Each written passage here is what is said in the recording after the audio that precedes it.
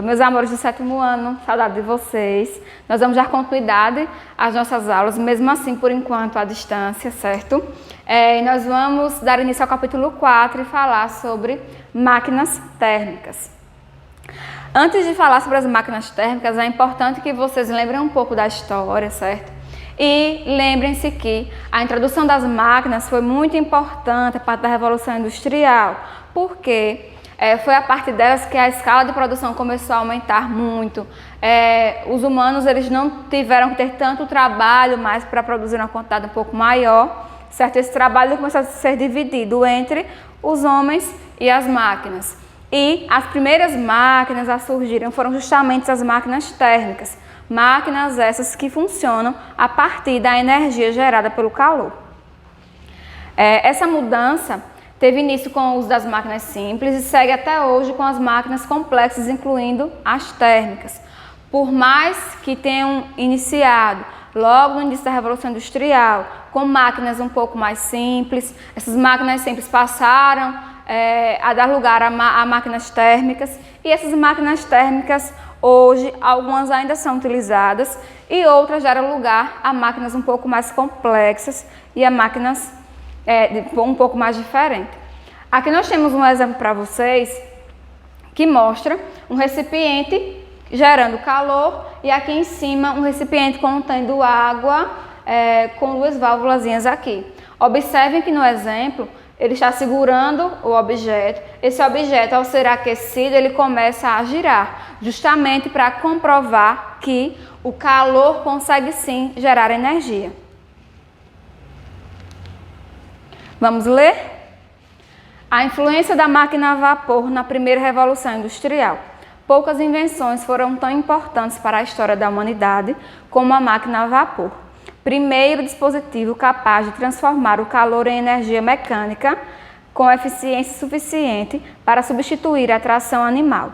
Pode ser considerada uma das grandes responsáveis pela Revolução Industrial no século XIX.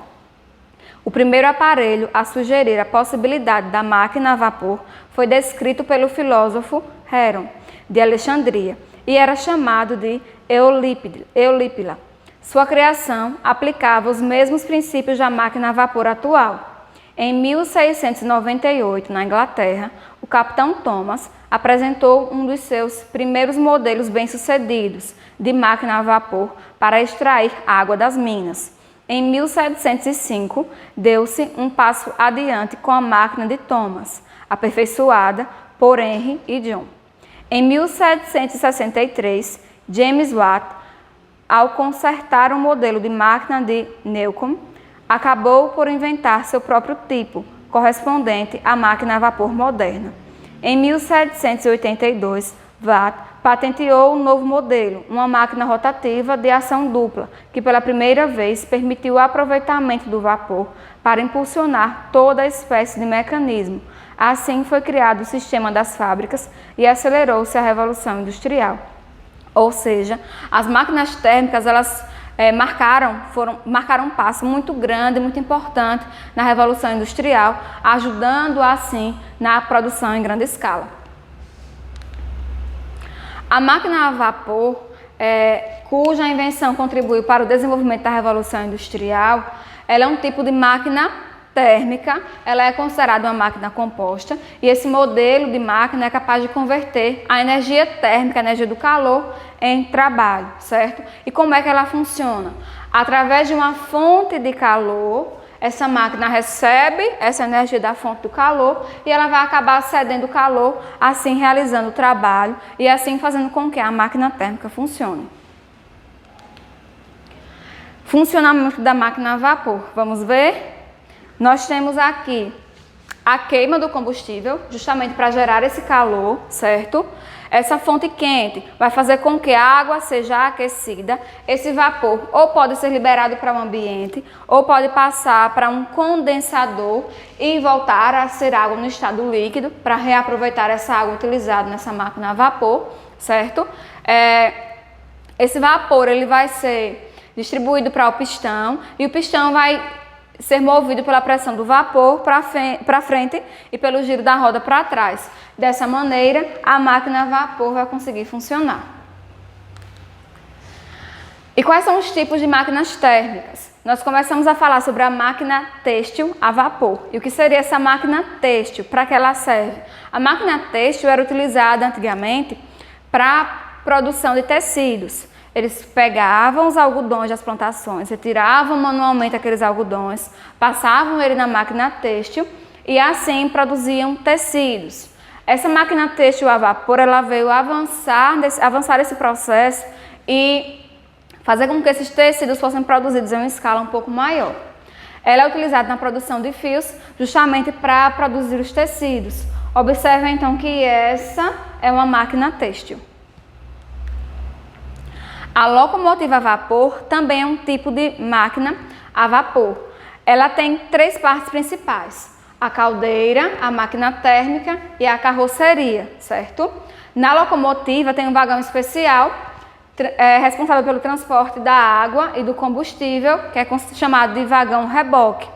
Ele vai utilizar justamente esse carvão, geralmente carvão vegetal. Esse carvão vai ser queimado, percebam a liberação aqui da fumaça, para fazer com que essa locomotiva consiga funcionar, e através dessa energia da fonte do calor é que essa locomotiva consegue se locomover.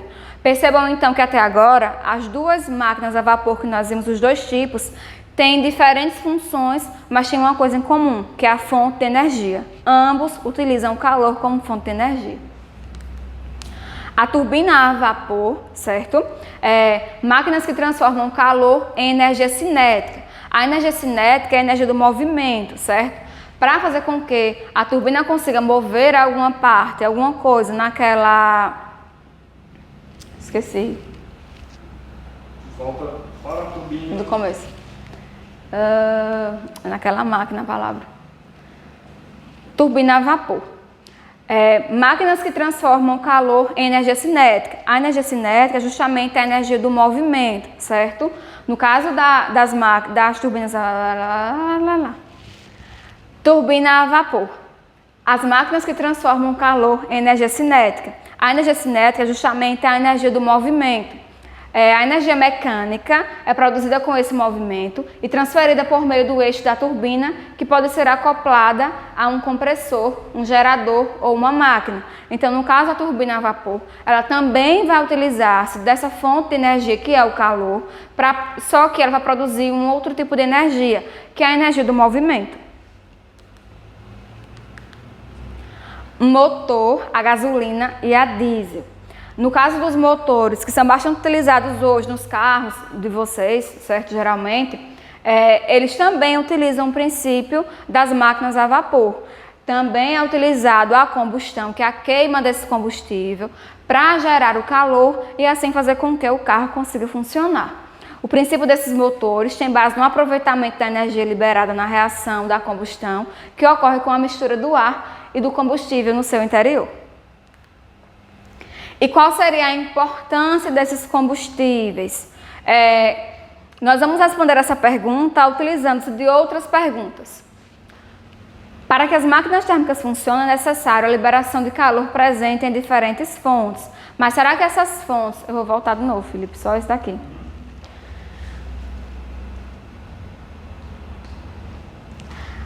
A importância dos combustíveis. Por que os combustíveis são importantes?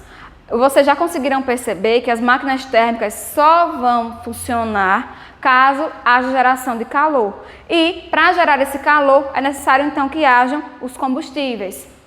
Para que as máquinas térmicas funcionem, é necessária a liberação de calor presente em diferentes fontes. Mas essas fontes sempre foram as mesmas, ou seja, os tipos de combustíveis que nós utilizamos hoje no século XXI, será que são os mesmos tipos de combustíveis que foram utilizados no século XIX e no século XX? Como o calor é liberado? Existem riscos associados a isso? Eu quero que vocês pensem um pouco sobre essas perguntas, pesquisem um pouco sobre essas perguntas para construir um pouco mais de conhecimento. Vamos ler? Uma das principais fontes de energia utilizadas pelos seres humanos foi a madeira, que inicialmente era queimada na forma de lenha, com a finalidade de aquecer o corpo e cozinhar alimentos. Com o tempo, ela também passou a ser explorada na forma de carvão vegetal. No final do século XVIII, as florestas começaram a sofrer os impactos do uso indiscriminado desses recursos e outras fontes de calor. Então, passaram a ser aproveitadas como a gordura animal e os óleos. Também, a partir desse período, os combustíveis minerais, como o carvão, tiveram grande importância para o funcionamento de máquinas térmicas e, posteriormente, para a geração de energia elétrica.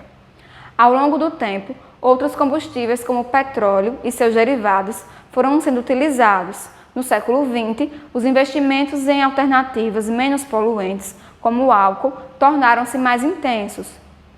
Isso possibilitou o desenvolvimento de outras formas de geração de energia, incluindo outras fontes sustentáveis bastante discutidas atualmente.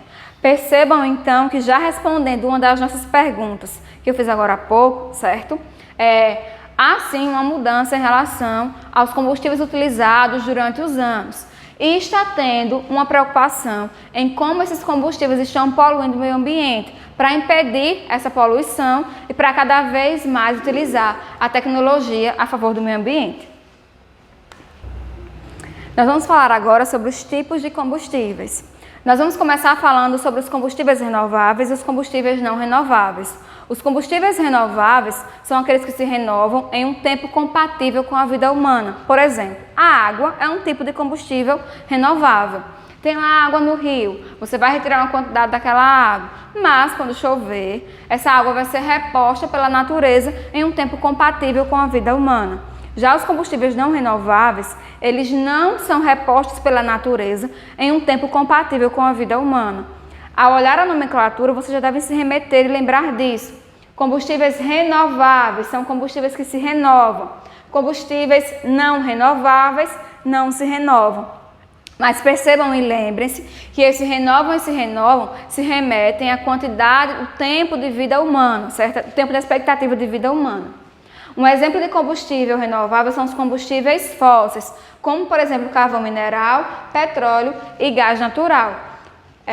Já exemplos de combustíveis não renováveis, nós temos os biocombustíveis, o biodiesel, o biogás e a biomassa. Espero ter ajudado, meus amores. Um cheiro, saudades e até a próxima aula.